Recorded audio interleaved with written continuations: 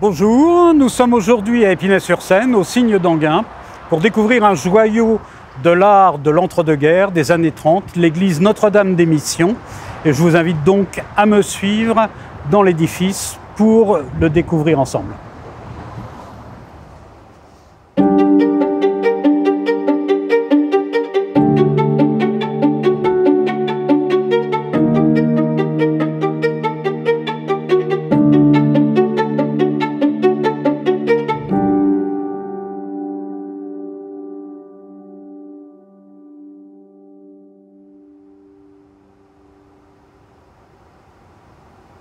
L'église Notre-Dame des Missions d'Épinay-sur-Seine a pour origine le pavillon des Missions de l'exposition coloniale de 1931. Ce pavillon avait été construit pour mettre en évidence et en avant l'empire colonial français et la christianisation des, ce que l'on appelait à l'époque, les indigènes, dans ces différentes contrées. Ici, en 1932, l'ensemble de l'église a été reconstruite en dur pour une raison extrêmement simple. Le cardinal Verdier va créer ce que l'on a appelé les chantiers du cardinal. Dès 1900, on a construit différentes petites chapelles pour rechristianiser, pour reprendre la main sur un monde ouvrier qui venait bien sûr de la province et qui avait finalement délaissé l'Église, le catholicisme. Puis on a construit de façon beaucoup plus ambitieuse des églises paroissiales, telles que Notre-Dame des Missions, de façon à offrir un lieu de culte pérenne à l'ensemble des pratiquants, des catholiques de ces espaces urbains. Nous sommes dans l'Empire colonial et ces statues qui ornent le clocher étaient aussi destinées à montrer où l'Empire français, ne manque finalement que l'Océanie, se développait, s'était développé et s'était implanté. La façade proprement dit rappelle l'Asie, tout particulièrement la Chine, avec sa toiture aux acrotères sur les côtés relevés et sa façade à 3 redans. Le clocher rappelle tout à la fois le minaret, bien sûr, mais également le monde animiste de la Mauritanie, le monde animiste de l'Afrique. Vers le côté sud, une toute petite porte rappelle le monde musulman.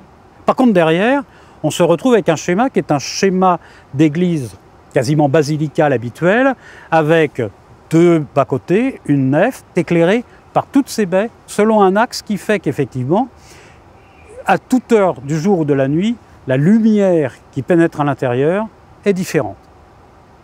Le sommet de la façade est dominé par un fort symbole chrétien, qui est celui de la Vierge Marie tenant l'enfant, bras ouverts dans ses bras, qui accueille tout à la fois le fidèle et celui qui veut rentrer dans l'église avec un grand E, comme l'église, monument architectural avec un petit E.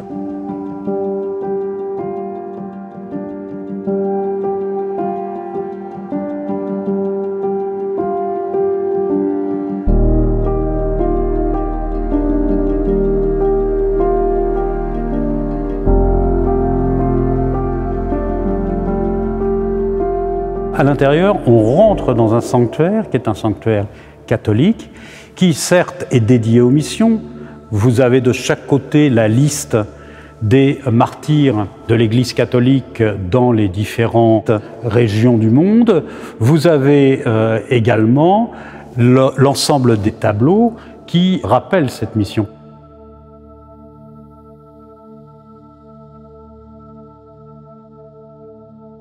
L'ensemble de l'iconographie ici, c'est un livre d'histoire. Toute la partie centrale, c'est en réalité le départ de ces missions. La partie basse représente les apôtres qui partent en mission, tels que le Christ leur a demandé, pour évangéliser le monde. Et sur les côtés des vitraux, eh bien, vous avez à la fois la mission en Afrique, la mission en Asie, qui sont représentées dans les parties basses. De ce point de départ s'organise l'ensemble du livre d'histoire à partir du Nord. première représentation, Maurice Denis représente l'émission dans l'Antiquité.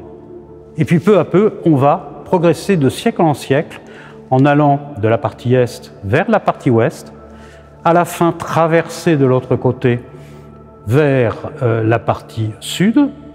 Et là, on va continuer à lire ce livre d'histoire jusqu'au XIXe siècle. C'est un cheminement historique et intellectuel, ce n'est en aucun cas un cheminement liturgique.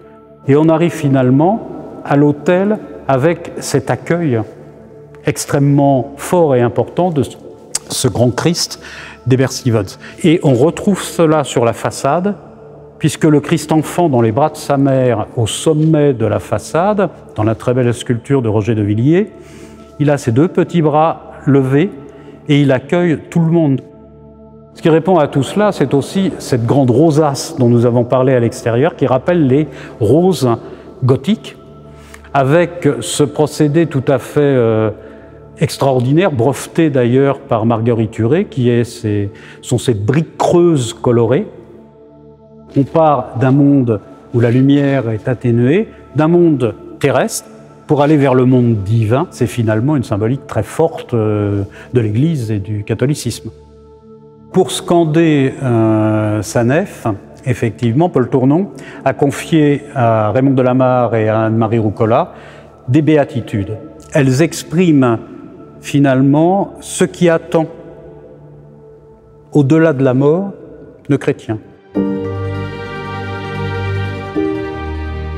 Notre-Dame des Missions a été classée en 1994. Ce sont les premiers classements d'édifices du XXe siècle.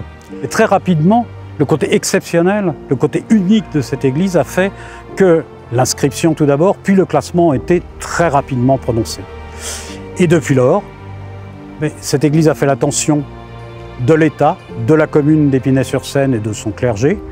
Et il faut préciser qu'à l'heure actuelle, nous en sommes à peu près à plus de 800 bâtiments, dont une très grande majorité d'églises en béton, protégées, soit au titre de l'inscription, soit au titre du classement en France. Et elle a été parmi une des premières à l'être en raison de son caractère exceptionnel